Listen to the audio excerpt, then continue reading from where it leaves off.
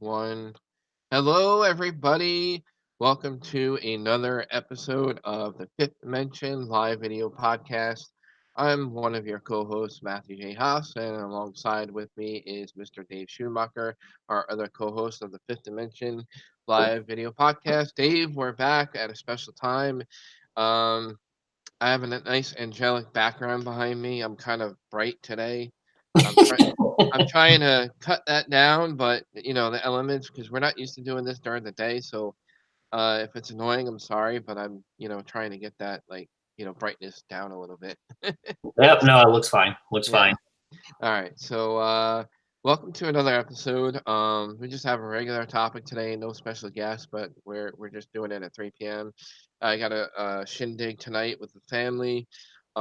There's a lot of shindigs going on this weekend. Dave had his own that he went to with his wife Jen. There was a paracon up by them in their direction, and there's another big one going on this weekend called Para Unity in New Jersey, which I believe their fifth or sixth annual. I'm not sure how many they're up to, but that's another big event happening this weekend. So hope everybody's having a great time there. A lot of big names over that way, and I don't know. So Dave, how was your event this weekend? It was good. We went to Hunt the Town, and they held it in Antioch, Illinois, and got to see some people we haven't seen in a while. Ursula Bielski was there. She talked about Bachelor's Grove Cemetery. She's done a really nice job digging out the history and wrote a book about it a couple of years ago. So that was a good talk. We spent a little time talking with Allison Jornlin, who was a guest on our show a couple months back now. So we listened to her give a quick talk and chatted with her, and then sat down and chatted with the Paranormal Research Institute team, and that's the group that works with Mike Nichols, who we interviewed. He works with them with his random number generator stuff. So overall, on a personal basis for Jen and I to go and talk to some people, it was great. And of course, they have all the vendors there as always, a couple para celebrities and psychics and people selling stuff. So it was pretty much your typical paranormal get together, but it was good for us. So we had a good time. Yeah, that's all that counts. Yep, Long as you can get something out of it for yourself, that's the main thing. exactly. Right. You can, the way I look at it is whether you like them or not, depending who's headlining, who's there, you can always walk away with it with your head high, depending what your reason is going there for. There's always something to learn from these events, no matter how you look at it. Everybody brings something different to the table. It may not be for everybody, certainly isn't for me. I just one of the things that I really don't like about them is that they always headline the para TV show celebrities, and I just feel like as much as it's for entertainment and stuff like that, but there's just better ways to learn with the paranormal field than going to watch the TV shows. And I mean, don't get me wrong, it's fun to go and meet people and get autographs from these people, and I'm sure they're nice people, not taking that away from them, but it's just not my thing. And if I'm going to go to these events, I want to go to learn something and see what I can learn from other people and how I can network with other people. And I think the majority of other investigators, I think, tend that are more serious into the field and the research go for those reasons as well. That's my reason. I'm not into it for the celebrity part of it. Right. Yeah, they had actually, as far as the talks, the two what we consider para celebrities, they were at the end, and they focused more on other people, local people, regional people giving talks, which was really quite good. They had two guys from the Tennessee Wraith Chasers, and then Elizabeth Saint was there, which I'm not too familiar with her, but Matt, you told me she was on Shepherdsville. Was that it? She was on Ghost of Shepherdstown. Ah, Ghost of Uh, Shepherdstown. Okay. yeah, which is I believe West Virginia area. Okay. And yeah, she works closely with Nick Raw. I know she's connected with him a lot through other Okay. projects, so Yeah, that's how she's widely recognized. we didn't even, Jen and I actually didn't even hear either of those two people talk, mainly because we were sitting down and talking with the group from the Paranormal Research Institute, Dan and Brandy and a couple of their other team members were there. So we spent our time talking to them and went and had a drink instead of listening to the pair of celebrities talk. So, so all around a successful trip. Yeah. Yeah. Yeah, it was good. Yeah. All right. Great. Oh, cool. Um, so if anybody's interested in chatting with us live, I know there's a lot of events going on this weekend, but if you catch our show right now, there's many ways that you can, hit us up. The Fifth Dimension radio show at gmail.com is our email. You can go to our YouTube channel and subscribe to our show and hit that little bell at the top right screen. Along next to the video live feed, there's a chat room. It's free. You can also download the YouTube app, from what I was told, and chat that way as well. Even if you're not near a computer, if you got an Android or an iPhone or whatever, tablet, you can probably get our show that way as well. So if you'd like to come ask us questions during the show, we got a really interesting topic that we decided to pick this week, which is the topic is how can we improve the paranormal research field? I mean, man, you really hit a big topic, Dave, because I we can go in so many different ways with this. So I don't know what you had in mind, but if you like to you know o- open it up with your opening statement, since you chose the topic, I'll let you start it, and then I guess we'll go from there. Okay. Yeah. So yeah, I picked this topic, and obviously it's something we've kind of touched upon a couple other times. But again, I've seen a lot of back and forth between different groups, skeptics, believers, researchers, ghost hunters, and there's this big back and forth, and things get a little heated sometimes, and we also uh, we get both sides criticize each other, but there's really very little discussion about how to make the field actually better. What can we actually do to improve it? So I think it's a topic that needs to be discussed more. And even after sitting down with some of the folks we did yesterday, it even became more relevant to what we wanted to discuss today, because we kind of went down that path as we're talking to people. And I think it's just something that we need to kind of open up about and talk about, and how can we actually make the field better? Because obviously there's issues on both sides. And if we can come together and discuss it, get the ball rolling, I think that might help things get better. Because I know when you were here, Matt, visiting, we spent some time talking about how the field seems kind of stuck. It's not going anywhere. People are repeating the same things. They're getting the same results. And it just doesn't seem like much is going on. And there's not a whole lot of progress. And if you're in one camp of believer or one camp of skeptic, it's a little, they're more entrenched than ever, it seems like. So I thought maybe you and I could have a discussion, get the ball rolling here, and see if we can come up with a couple suggestions on how to move the field forward. And this is something, again, like I said, we touched upon briefly, and I think in your last podcast you had back in the day, Paranormal Talk Radio, you guys touched upon it as well. Yeah, yeah. I mean, we were kind of hoping that I mean, I'm still hoping, even with our other show that we did for a few years, but with our new show with the Fifth Dimension, I'm kind of hoping that we can help educate the community a little more with these discussions and offer solutions and better ideas and ways to improve the paranormal investigations and the way we conduct research. And yeah, I'm a little frustrated myself because we do great work in the field, but then it's still yielding the same results over and over. And that's the current discussion I find that everybody is having. And everybody you talk to, it's kind of like it may be a different perspective, it may be worded differently by somebody else, but in the bottom line, in the end, it's all the same. People are still getting the same results. And what can we do to get those results to change to go in a better direction forward? And that should be the discussion, not so much, all right, what do we do with the data we have now, which isn't getting us anywhere?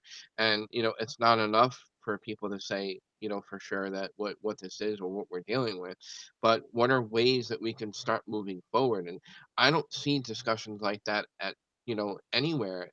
I mean, it's far few in between. Yeah, no, I agree with you. And I I think one of the problems, and that was one of my points touching on this, is you look at what data is out there, and hey, there's data out there, but how good is it? And that's going to be one of the points I'll touch on is how are we collecting it? Is it useful? Is it good data? Because there's plenty of it out there. It's Mhm. just, is it worthwhile? Is it quality data? So that'll Right, be one of the things I'll bring up at some point here. right, right.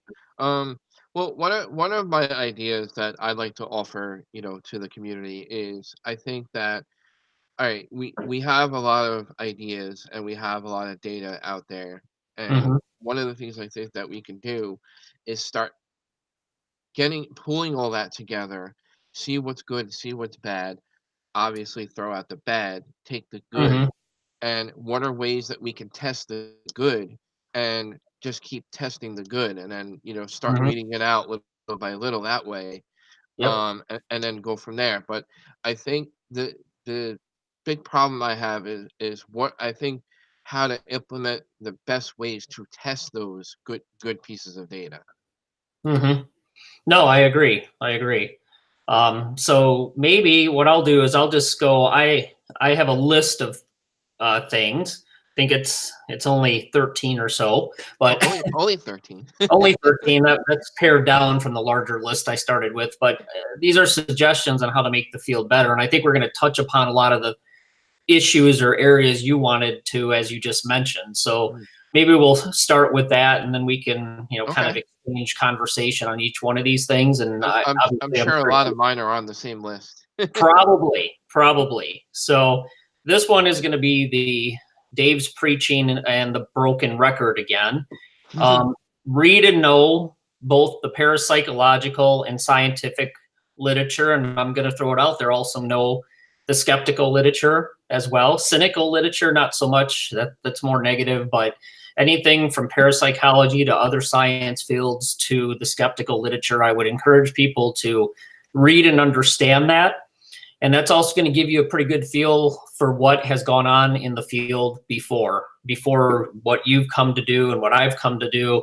It gives you some background and perspective on things that may not have worked. It's already been a dead end, or it could be new things that you're working on, and you want to improve upon that. And also, you could use that. There's a lot of good information in some of that older literature on to do things exactly how you said, Matt. How do you take the data that you have and how do you retest it and make it better, firm up your controls, and make it a better study or a better data collection process? So that's my first one. And I'll just kind of let you comment as we go through these. Okay. All right. Um, yeah, it's the first thing I have trouble understanding actually, with that first part is like I find that a lot of people are not really into sharing their data so much with others to improve the good data that people swear they have. Well, let me Um, cross off point number 5 because we're going to get into that. So good okay, sharing your all right. data. Yeah, yeah, sharing because how Sharing. can we improve these things if you don't put it out there? And I Right. and all I find are what one of my pet peeves is if you're gonna share data and you're gonna put it out there, all I see is people looking for a pat in the back and saying, "Oh, look what I got," whether it be EVP, a photo, or a piece of video, whatever, Hmm. and but they're not sharing how they got to that piece of evidence. They're not saying what was done before, during, after, what was the numbers during the paranormal event that took place or experience, what were the claims, like there's just so much missing information to go along with that piece that you're sharing. So that's why I'm like banging my head against the wall because if you don't share those, because those are critical pieces of information on how we can get those results to become better. Because if you're Yep. missing those pieces, like you can't go anywhere with that. And that's what I mean. Yeah. And, one of the, along that point is I had publisher data. And by publishing, usually you can publish it anywhere. You can put it on your website. You can put it in a trade magazine, or you can put it in a peer reviewed scientific journal. But all of those things, per your point, is you got to make sure you have a materials and methods. Now, when you put it in a scientific journal and it's peer reviewed, they take a good hard look at the materials and methods, because the standard is that somebody should be able to take that article and get enough information on how you did things in order to set it up and repeat it. So that's a very strict requirement. Hmm. One of the problems, though, is, again, if you're outside of that area and you're getting into websites or just talks or trade magazines, it's not in there. Or Yeah. somebody posts something, we got the latest and greatest new technique, and you read it and it's like, okay, well, you didn't really tell me too much. You kind of showed me what you're doing and you gave a very broad background on it, but it doesn't provide the detail you need in order to repeat it. So Right. that's Right. an important point, and I agree with you. But people need to publish their work somehow, and as you said, with enough detail that you know what's going on. Hmm. And the other thing is, I'd suggest that people give the reasoning as to why they're doing it. Why are you doing it that way? Why do you think this is going to work? And then as you get into the discussion and evaluate what you're doing, why did it work? Why didn't it work? How does it fit in with other things? What can you do to improve upon that? So there's a whole lack of that going on. So you're right. Publish it, and if you can, try to give as much detail. Not if you can, but you should give as much detail as you possibly can. Right, right. And I think one of the main key issues as to why people are so afraid of putting it out there in a publication or in the public eye, I think people are afraid of constructive criticism because of the negative aspect that some skeptics and cynics put out there. Mostly the cynics are the ones that are more negative, but there are some positive skeptics out there that can, help improve what you're doing, as long as it's done constructively, of course. That's another problem that we have. You have a lot of people fighting between skeptics and believers because, people. You can't let your personal feelings get in the way as much as you're passionate about what you do. But if you really want to improve the field, I think that's a really good way to clash, how to clash those two things together. Yeah, I mean, constructive criticism it's important, and you're right. Don't take anything personally. Nobody should take anything personally. And I've had debates with certain individuals, and I've had debates with you and some others, and I'm going to say, and Kenny. I've had debates with him, and some of them get heated sometimes. But I try not to walk away with any personal hurt feelings. Sometimes Right. you're really involved in things and you believe in them and you're tied to them and it gets emotional. But as you said, you got to do that. You got to be open to it, but it has to be constructive. That's Right. it. It's Right. constructive. Um, and along those lines, I mean, not only participate in constructive criticism, but collaborate with people. And, it might be good to collaborate with people a little outside of your area and a little outside of your expertise. Hmm. Hopefully they'll push you and get you to, do things or look at things a little differently. And there's nothing wrong with that. So Sure. that's a good point. Yeah. And my other thing is too, and it's okay to be skeptic as well. I always say that in my lectures to everybody because not everybody is a believer and they want to believe. There are some people who are very open to discussing these things, but there's a lot of hardcore skeptics, and one, again, just, giving him a bone again is Mr. Kenny Metal. Um, but if you're going to constantly point out flaws and glitches and human error, if you're going to constantly point that finger at all the negative, because you might not think you're doing something negative, but if you're constantly pointing that finger at all the negative things that people are doing or not doing, and not offering solutions, because I've seen very few offers of solutions to get into what we're talking about by making things better. That's not making things better. That's just going to piss people off. Yeah, and I think it depends on where it's being written and what the venue is and what people are saying. Because sometimes they're just going to put an opinion piece and criticize. That's going to happen. Hmm. Whatever, fine. Right. But yeah, I mean, suggestions are needed. People should take the next step and make some suggestions. Not a bad thing at all. When Jen and I went through publishing I think our last paper, one of the random number generator ones in the last journal, the poltergeist paper, um, talking about some harsh criticism. Boy, between Jen and myself and Joey Caswell, who is also an author on that paper, we got raked over the coals. There was actually one journal we submitted to, and they just rejected it. Wow. And they tell you what's wrong with it, but they don't tell you how to fix it. Because honestly, in that academic circle, I shouldn't say they didn't, some didn't tell us how to fix it. Other ones were just kind of like, hey, this is, you need to do this differently or explain this or add or do more experiments. They didn't tell us how to do it because they thought, well, that's your paper, that's your work, you go figure it out. Other ones did give constructive criticism. And I got to say, those were the ones that were more helpful because then we could go back and based on their expertise, kind of go in and tweak the paper, not tweak the experiment, but look at the data differently or discuss it differently. So it was really quite helpful. So some people do make suggestions, others don't. Again, we need to come together as a community and make those suggestions on how to improve things. And sometimes maybe people just don't know what suggestions to make. Right. But yeah, Well, it would be good. it's just better just to say then I don't know how to help you improve that, or just say I don't know, Yeah. rather than bitching about like all the flaws and things that we're doing wrong. Well, if we're doing it wrong, then how can we do it right?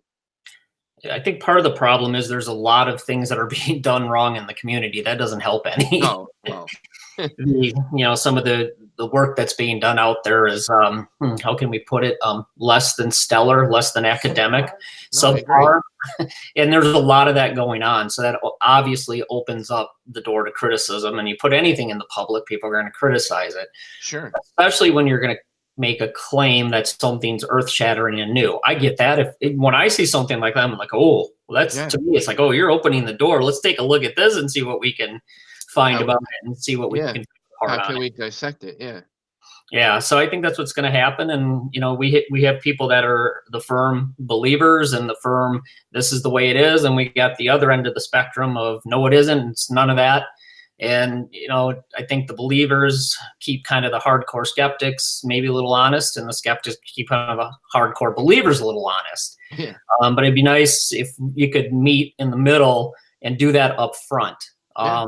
because one of the interesting debates, and it's just been republished in a free issue of the Journal of Parapsychology. So if you're ever interested in taking a look at a academic parapsychology journal, there's a free one that's available out there.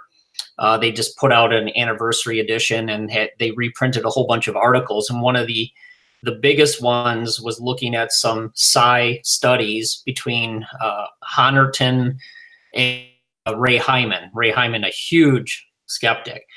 And those two, the parapsychologist and the skeptic there, went back and forth bashing each other in these correspondence in this journal.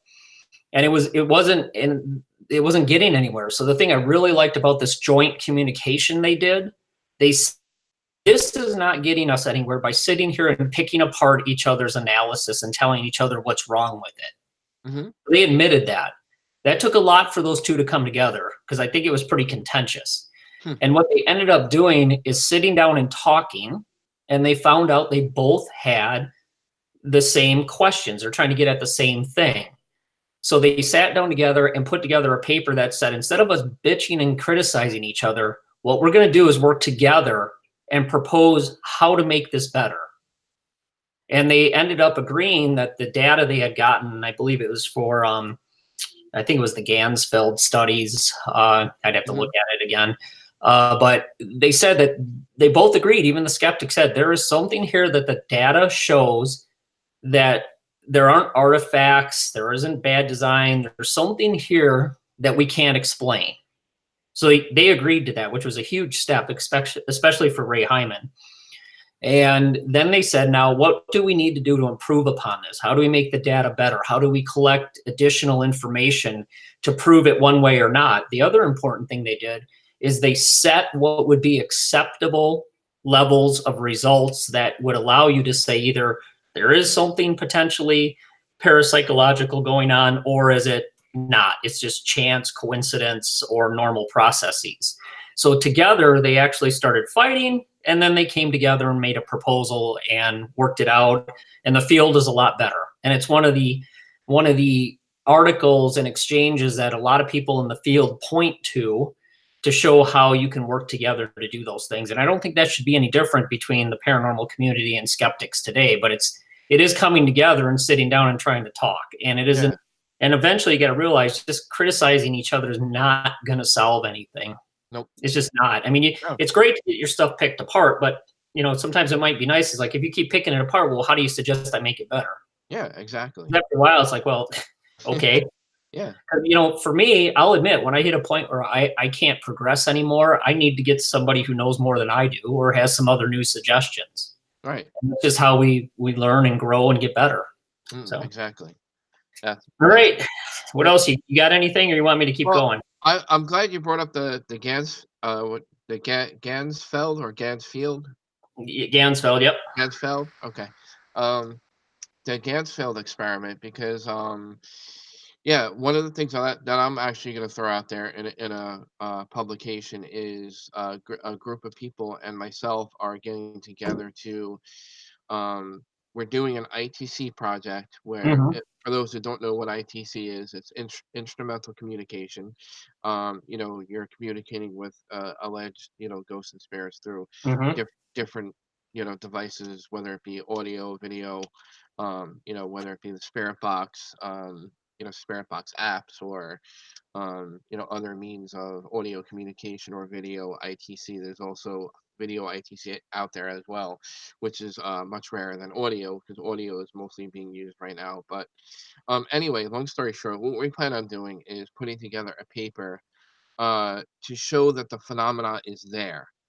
I know there's other literature that's been done in the past, but our goal is to kind of update it with newer information and what people are doing these days, as far as showing the data that exists with doing these type of methods like with the Gansfeld and Estes experiment, which I think is basically the same thing, just modified a little bit differently as far as that.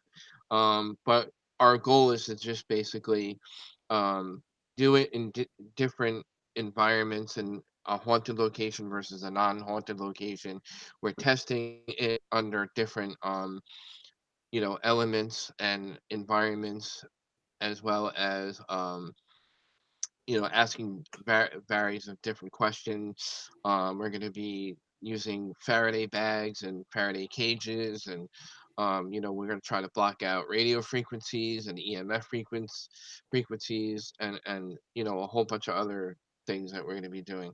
But we're going to throw together a bunch of analysis and data in this publication to try to to show that these methods are there and that in my expert in not I'm not going to say my expertise, but in my research using ITC, there's something there, and we want to show that that phenomena is there. Hmm. So I can't wait for this project to get off the ground. I got a bunch of people interested in it, and we're gonna do it with several other people from other groups. So it's not influenced by one or two people that are doing the project. So there's gonna be other people involved. So which I think is a really good way of testing something. Hmm. Yeah, I saw you posted something about that, and yeah, I think that Estes method, which I originally looked at it quickly, and while some people have said, and I thought at first it might have been Gansfeld like, um, it's not a traditional Gansfeld No. setup. I mean, that's supposed to be total sensory deprivation, and you don't hear anything, you don't see anything. You try to create a state that you could receive information via non-normal senses, psi related, ESP, telepathy, whatever you want to call it. But yeah, what they came up with is not quite that. But yeah, I guess if you're looking to set up that experiment, the one thing you've already kind of said, you're going to talk about how to do it. You're going to have some different ways you're going to test it, different conditions and scenarios. Um, but one of the things, I would encourage you to do, obviously, is, one, you haven't made up your mind yet, hopefully. Because if you've already decided it works, it's gonna, you might be led down that path. So when you write it up, because I know you said you want to write it up and do a statistical analysis. Yeah, yeah. So you'll want to state both hypotheses. One is the null hypothesis, that there's nothing paranormal, there's no ITC, we're not going to get anything. Mm-hmm. And the other one is you reject that, and let's say you get something under the proper conditions, and you do come up with some information, or you get some recordings, or you get something. So you would reject the null and accept the alternate hypothesis. So when you're talking statistical analysis, because I noticed that in your post, you want to kind of state those two things. So that'll also allow people to look at it and say, okay, there was no predetermined conclusion. You're Right. not going after it saying, because if you say you're going to prove it, that could be a bias or not. I mean, there's a lot of people that set out to prove things and they come back and go, yeah, that didn't work out. Right. Well, yeah. Honestly, most researchers are trying to prove something to begin with. Right, But right. if you're going to do it statistically, you just need to set it up and Sure. phrase it so And separate it it, actually is that way or it isn't. Right, right. Yeah, I'm not trying to prove that it's something like supernatural or something, ghostly phenomena or spiritual phenomena through ITC. I'm just saying that the phenomena is there. Like there's enough there to explore further data. That's the goal. Yeah, I mean, obviously people claim to have gotten things, and I think I don't know if I posted some of these references or not, but in the latest handbook of parapsychology, or parapsychology handbook for the 21st century, there's a chapter on ITC, instrumental transcommunication. They talk about EVP, they talk about the real-time EVP, they talk about the different classes, of which one of them would be similar to the Estes method, I guess, is you're trying to listen to these things and get messages. And they go into some of the history about it, and there are instances where, yes, people have used Faraday cages. They've supposedly gotten recordings. They've gotten voices on tape. They can't explain it. Of course, there's always experiments and published stuff that shows nothing's happened. So again, there's some that shows it. There's some that shows nothing. So yeah, I mean, to do that and to repeat it and to do it on a larger scale is a good idea. And Yeah. I have those references, so that's something I can shoot it over to you. But I would take a good look at those, because a lot of them describe good ways of how to set up your Faraday cage and what to use and what to do and how to interpret things. And it'd be nice to be able to build on that type of information. Yeah. And it'll make it more meaningful. And if you do find something, hopefully it'll make it more impactful. Sure. Yeah. So Yep. all right. So onto the list. All right, let's see. Oh, well, this will be a good one, which might be relevant to what you're talking about. Some people, they don't know how their equipment works. That's a lot of people. Or its limitations. It's really important to understand what your equipment, how it works, what it detects, what its limitations are. I mean, one quick example, non-contact thermal meters. People aim them at something and they say there's a cold spot I just detected in the middle of the room. Well, no, there's not, because those have to have a surface. It has to hit a solid enough surface in order to give a reading.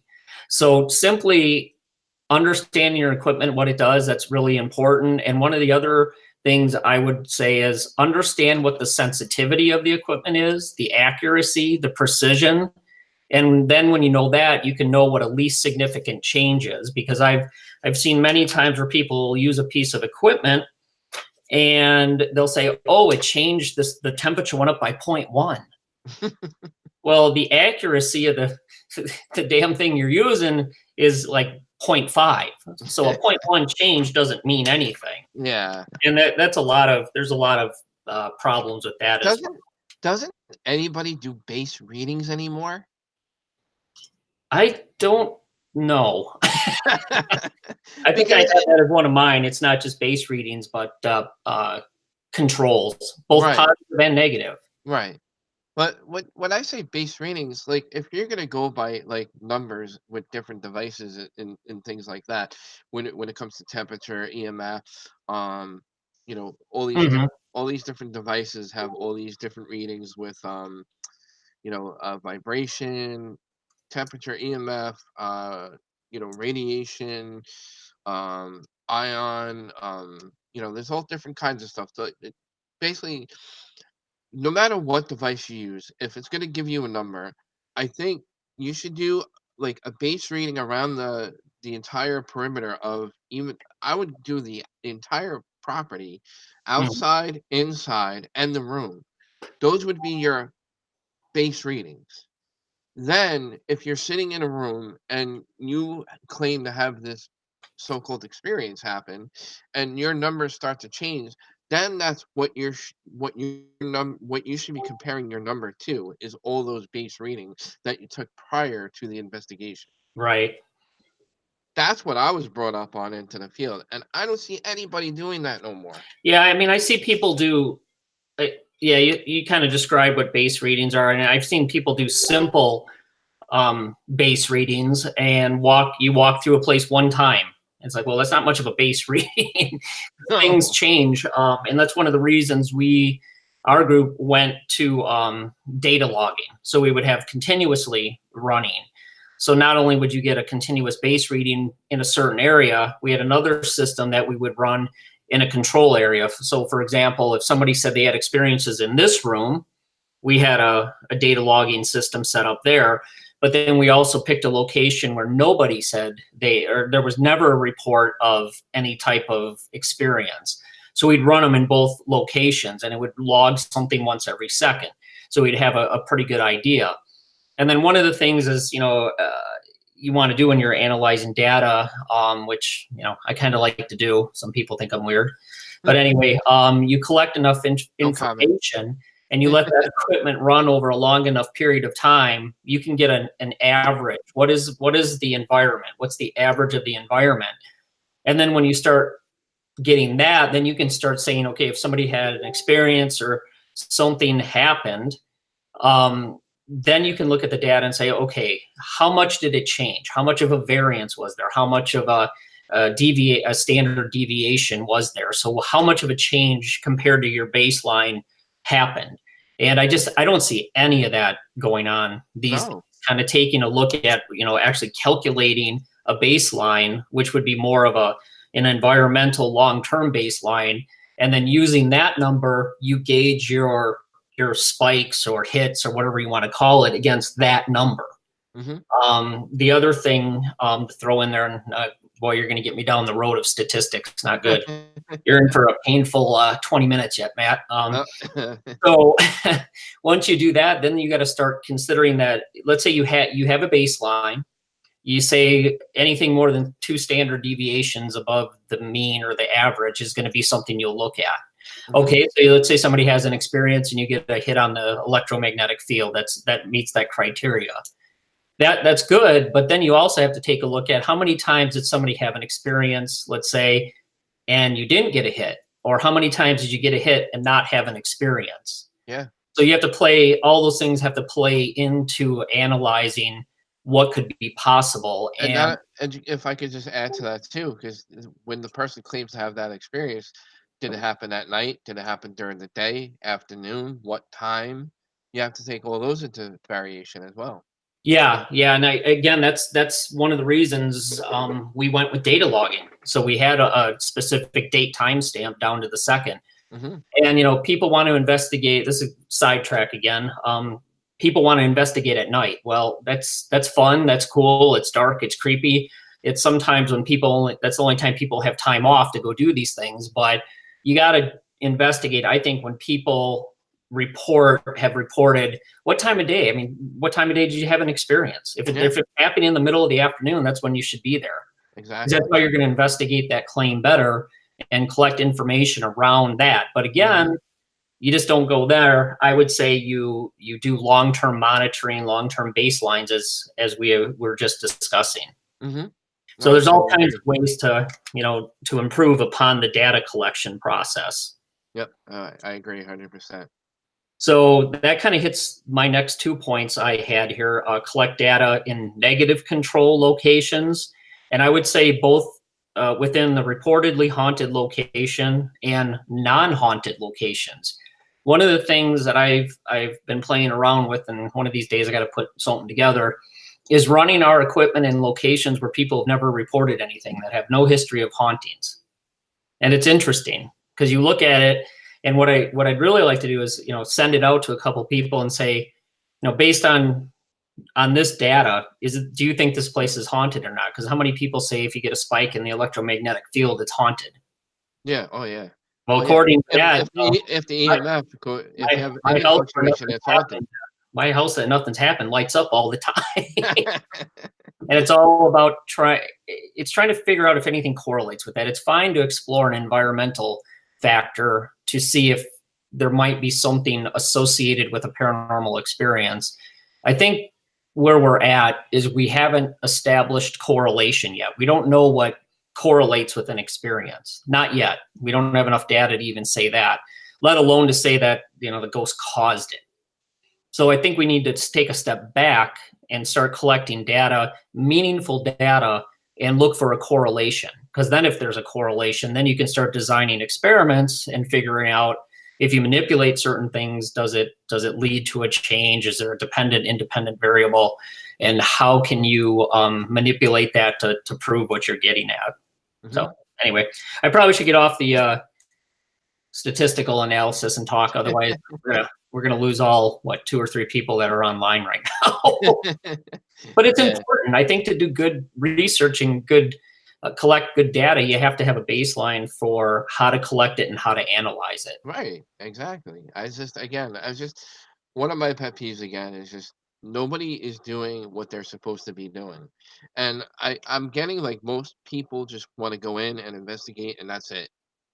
And It's a hobby for a lot of people. They're thrill seekers, and right. that's Which is that's fine. fine. If that's for them, that's for them. Right. But don't come off trying to say they're using science to prove that ghost exists, if that's what you're Mhm. out doing. Right. Right. I mean, if it's You a know. personal belief, fine, just go with it. But Yeah.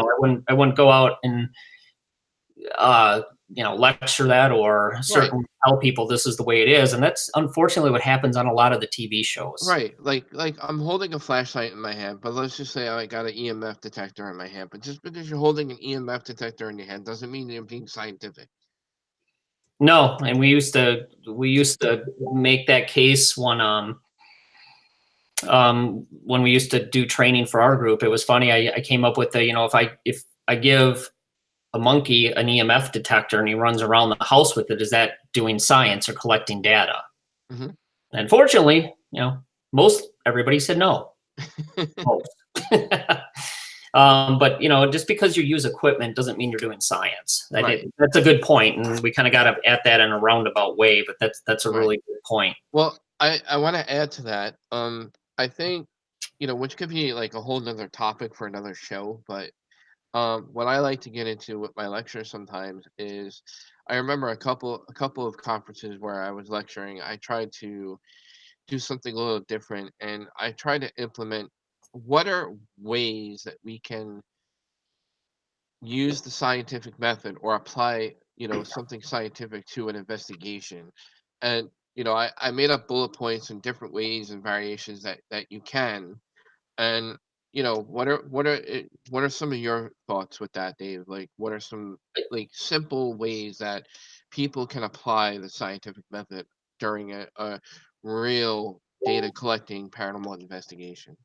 I think a lot of the things we've already talked about is the scientific method. It's Right. basically, here's a hypothesis. Here's what we think is going on. Now I'm going to collect data, Mm-hmm. design an experiment, and or collect data, interpret that data, analyze it, and come to a conclusion. Right. So that's basic thing. You can do that with anything. We've talked about this before. Very simple examples. If somebody says, um, um, let's say somebody says, I think the boy, let me think of a real simple one. Somebody says the door opened and closed because of a ghost. Okay, or it was unexplained. Um, that is something you could test. You can apply the scientific method. Okay, so the statement is the door closed, open and closed because of no natural means. You think there might be a paranormal explanation. Well, you can test that. Right. So your test, you design your test. Let's say I'm going to open certain windows in the house. I'm going to recreate the conditions of when it happened or when somebody observed it. We're going to record it with a video camera, and then based on wind movements, which you can measure, or pressure changes, which you can measure, does that move the door or not? I mean, this is one simple example. So you collect the data, you analyze it, and let's say, oh, at the time the door moved again, you recorded a wind speed of 3 miles an hour through that hallway. Well, okay, so most likely because the window's open, you're going to go down the path, analyze it, and conclude that the door moved because there's wind movement in the location, and it's very similar to what was reported. So that's a scientific method to anything. It's a way to get at answering questions. And it's basically you come up with an idea, you design a test, you collect the data, you analyze it, and you interpret it, and see where it leads you. The biggest thing, though, when you're applying the scientific method is not to go in with any bias or preconceived notion. So that is, you don't go in with the saying ghosts definitely exist, I'm here to prove them, but you also don't go in saying there's absolutely nothing to it and there's no chance of a ghost. It's all Right. natural. Right. And I So you think have to go in with an open mind. I think that's a big like problem as far as advancing the field further to make it better. Also, I'm glad you brought that up because this is another. This could be like based on another episode, but um, I find that many groups who are doing serious investigation, who are pure believers, are going in with the pre notion that they believe that it's something ghostly, so they're trying to find evidence for those people that they're not crazy. I think people go in with the wrong mindset. I'm not saying it's okay to believe, but when you're going into an investigation, you're investigating the claim, you're researching the claim, and Okay. you shouldn't go into an investigation already thinking and believing it's haunted because that's what the information that location is giving you. You know what I'm saying? Yeah. Yeah, there's a lot of preconceived notions. I mean, most people are going in and, let's face it, when you say you're a ghost hunter and you're hunting for evidence of a ghost, well, I'm a deer hunter. I know for sure deers exist, or deer exist, and I'm going to go out there and hunt one because I'm trying to find one and, try to make a tasty meal out of it. Um, which is probably horrible because some people don't like hunting, so I probably shouldn't have brought that up, but that's okay. It's just an Um, analogy.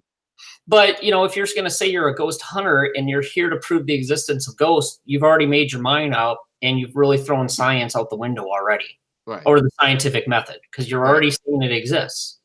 Right. And And I think that's a tall claim to make still. And right. you got to Right. agree with that. We don't know what ghosts are yet. We don't know for sure if they exist. But if you're going to say they exist and you're collecting evidence, you're biased, and Right. you've already thrown the whole scientific method out of the window. It's just Right. it's I'm open to both, and I think who was it? It was Vince Wilson when he asked, if I came to the conclusion that there was nothing more than natural, maybe interesting, weird phenomena that was causing these things, would I be okay with that? And yeah, I would be. I just want to know what the answer is, and Right. I ride both sides of the fence. I mean, I'll go both. Basically, say that I'll take the skeptical view sometimes, or I'll take the more parapsychological, paranormal view. Hmm. But one of the things I always like to do is try to back it up with data, or if there's an article that's been published, somebody else has done work, and that's just the way I operate. So, Right. Right. obviously, I'd like to see more of that being done as well. Yeah. I mean, for me, like, I'm glad you brought up Vince Wilson because you shouldn't. One thing I want to throw out to our listeners is that Dave and myself, our views aren't the same as our guests that we have on our show.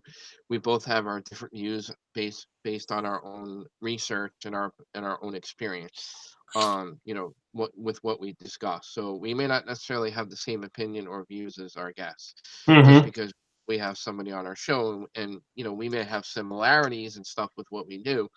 Um, but one advice I would give somebody is don't become a skeptic because of a TV show. Don't become a skeptic because other people are influencing you to change your view because of how they do things.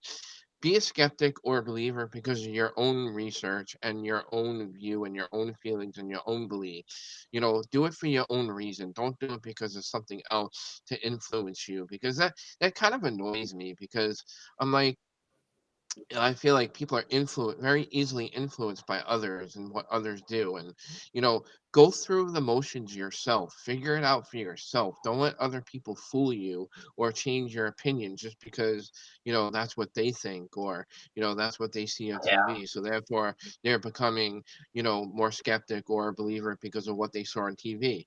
No, do it because of your own inner, passion and your feelings and what you do for yourself. Do things Mm. for yourself. Don't do it because of other people. No, I agree, but I think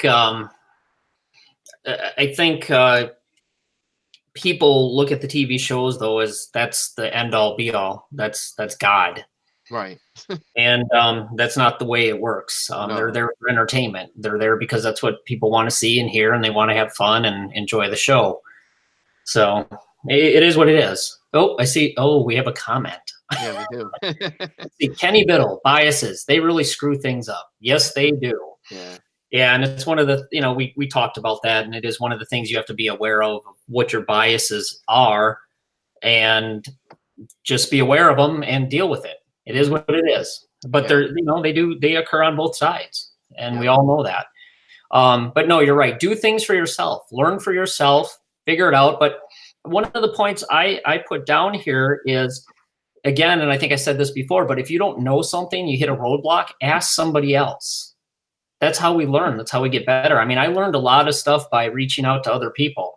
I learned a lot from, Joey Caswell and Dr. Persinger's lab, a PhD student. I learned a lot when I was looking at fluxgate magnometers with Dr. Jason Braithwaite, a neuroscientist in the UK. So I didn't know, so I asked them, and you know what you're going to find? A lot of people really are willing to help you, and that's how you learn and get better. Yeah. And what better way to learn from those type of people? Yep. No, it is. You got to learn, and we're all learning all the time, Hmm. and that's the biggest thing. And when you look at the field and you see certain groups that have been involved for 10, 15, 20, 30 years, however many years, and they really haven't progressed and they haven't learned anything and they haven't changed or they're not willing to try new things, that gets you look at it and go, well, that's fine if you're happy there, but I wouldn't be. I mean, I'm Hmm. trying to learn and get better and grow from where I was when I first started. And believe me, I have.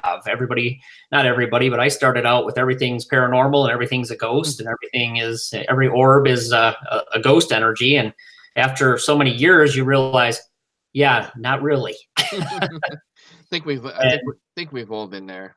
Yeah, yeah, and I just, my choice was to go down a more academic, data-driven path, and I heavily read and get into the parapsychology literature and what's been found there. I mean, that's over 100 years of information. Which, again, circling back to one of the first points of knowing the literature, a lot of people don't know. There's been a lot of work done, Hmm. and there's some data out there, and there's nothing conclusive, but there's some pretty strong data. Some of that information, it has a better effect size than pharmaceutical drug trials. So, if you're going to take aspirin because you believe it reduces heart attacks, those effect sizes are much smaller than they've seen in a lot of parapsychology studies. Yeah. Just an interesting tidbit. Yeah, but don't I don't encourage doing that because it'll affect your liver. The funny thing is, if aspirin they tried to get it on the market today, it'd never make it because of the ulceration rate. Yeah, yeah. So, All right. So anyway, where are we on your list? well, I think we've somehow, in a roundabout way, almost covered everything. Okay. One is, well, not really improve the field, but I jotted this one down is, if you're doing private homes and businesses, know when to walk away from a case. Mm, Sometimes it's just best to walk away, especially if you think there's any medical issues or mental health issues. And I've seen a couple situations where, and I'm sure you've seen them on some of the TV shows as well, where they should just say, you know what, it'd be best for us to walk away and you get some professional help. I've seen them give like totally bad advice. Oh yeah, I mean it's amazing. So Yeah, anyway, yeah. but No, I think no. that was That's all a my good. big That's a ones. That's my main list. Anybody else yeah. have All right. anything you Yeah. learned? No, Anybody? that's a good list. I think we've touched up on everything there is. Um. Yeah. Just my advice is again. I mean, people are very easily influenced by others. Again, my strong advice is just to learn for yourself. Learning from other people is fine, but do it for your own reasons. Don't do it because of what other people think or do, or because I see that happening so much right now. And and do things the right way. Don't do things the wrong way. Don't take a half-assed attempt at stuff. Be thorough. That would be my advice. And again, just like learn from every aspect that you can. The more learning and more knowledge you have, the better, because the more knowledge, the better we can become. Yep, definitely. Keep an open mind, be open to constructive criticism, read, know the literature, know what your equipment does. Try to apply reasoning and critical thinking to what you do. Provide a reason as to why you're doing something or why you think it is the way it is, or why are you doing it. Be prepared to defend yourself, because as I said with when we published that paper, ooh, it's brutal. Yeah, yeah, But you get thick skin after oh a yeah, while, and if yeah, you're sure of what you're doing, you should be fine. yeah, I agree with you. Don't take what's on TV. I think that's one of the few things I think we can all agree on. Skeptics, cynics, and believers is the stuff on TV isn't necessarily the way it is. right, And my wife Jen, being a network producer, she'll tell you those shows are entertainment, right, and the ones exactly. that aren't, they don't last long. Hmm. So there's just a never ending learning curve, and you can always learn something new and get better, and just keep at it. And I pretty much think I said everything I needed to in the 13 or 14 different points that we brought up today. So that's it for Yeah. me. All right, great. We're coming down to the last few minutes. Want to thank our listeners for tuning in to our special time today. Again, sorry for the brightness in the background. Again, maybe I look angelic in some way or form, but um, yeah, we don't usually do this during the day. We do it at night, and I don't ever worry about the sunlight coming in. But I just, no possibly way I could block that out. Yep, yep. So And I think one more comment here we had from Kenny: understand constructive criticism is not personal. I think I just said that, especially. Yeah, that's a good point. And I tell you, when I published that paper with Jen and Joey, oh man, it's yeah, sometimes they sure do think you take it as they're taking shots at your work because it's your baby. It's like, that's my yeah. baby. I spent so much time on it, but for But the most part, but it it should came out go better. it should go both ways. It should go both for the skeptic and the believer. If you're Everybody, gonna put it yeah, if you're gonna put it that's out in fair. the public, that goes for everybody. No, it's fair. It's fair. Everybody should be open to criticism, especially when you put it online. Because man, you can't Mhm. post a political view without get tore apart. So why should it be Mhm. any different for the paranormal, right? Exactly. That's right. Just want to throw that out there. Yeah, no, So, no, it's a fair point. I think everybody needs to be open to, and I would say not just criticism, constructive criticism. right, right. Yeah, I mean we're And we're trying I to mean, improve the field. Let's try to do that. right. I mean, I could sit here and call Dave an asshole all day long, but like in the end, where is calling Dave an asshole all day long getting you anywhere? Nowhere, because it's gonna get you called an asshole. I'm just, it's an analogy. I'm just saying. Yeah. No, no, no, I get it. I'm just joking with you, but that's the thing. I mean, even if you can have a heated debate, and like Matt said, you and I don't always agree on everything, and we don't agree with everything some of our guests have said, but we're able to sit down and talk through them, so that helps a lot. Yeah, and we also, Dave and I tend to vent after the show, after we're live. Yeah, we'll get back to your asshole comment. There's too many of them in the field. Oop, no, did I say that? Okay. There's a few. All So, right. anyway, So well, good discussion. anyway, yeah, it was. It was a good topic, good discussion. I think everybody will enjoy it. I think we had many different views and good bullet points there. Good list. I think everybody learned something, hopefully. Anyway, hate mail goes to fifth dimension radio show at gmail.com. Please subscribe to our show if you like the show. Hit that little bell at the top right screen. It'd be great, if you can subscribe. You'll find out on our Facebook page, Fifth Dimension Radio Show. On Facebook, we announce who our guests are. You'll see who's upcoming. If we have any guests, we try to have guests. Not every week, but whenever we can, we get guests on our show every now and then.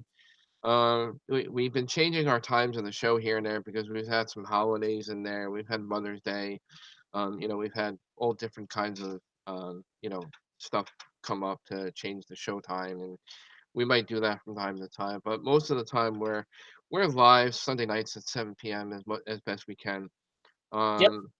Again, we welcome constructive criticism. So if you find something that you want to constructively give us feedback about our show, please do so. Leave a comment on our YouTube channel, or again, Fifth Dimension Radio Show at gmail.com. That's ways you can contact us through the show.